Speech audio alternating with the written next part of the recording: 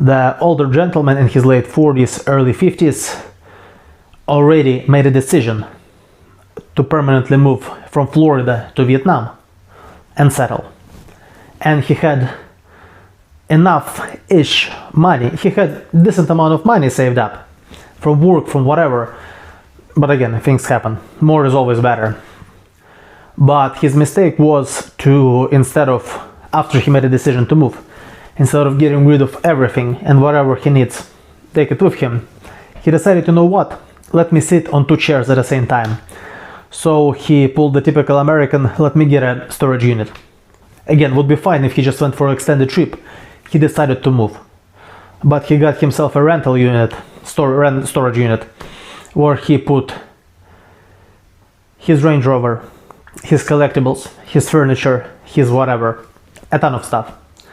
And the most interesting illustration is me and him used to live in a higher end place, but I think he told me he pays like $250 a month for his storage unit, and the place where we lived at, $250 will get you a decent apartment. Not great, decent. So here is already a minus, just throwing money for no reason, just hoping to maybe someday. All comes from fear.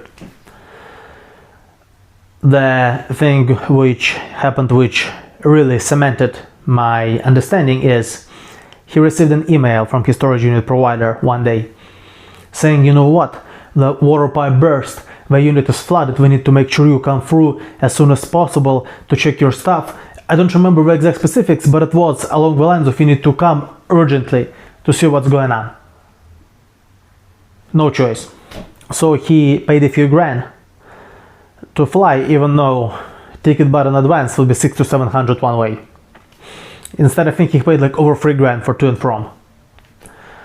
Only to come there, get in his storage unit, to realize, yes, pipe burst. Yes, units were flooded. His unit had no issues. So he literally flew and spent thousands and raised his blood pressure just for nothing to happen. And of course, there's like, oh, maybe you should have talked to your relative, ask a relative to come through, maybe negotiate. Sure, it's all correct, whatever, it's irrelevant. The thing is, he set himself up for failure, where he pays the price of a rent in a decent apartment just to keep stuff he largely don't need. He doesn't need that.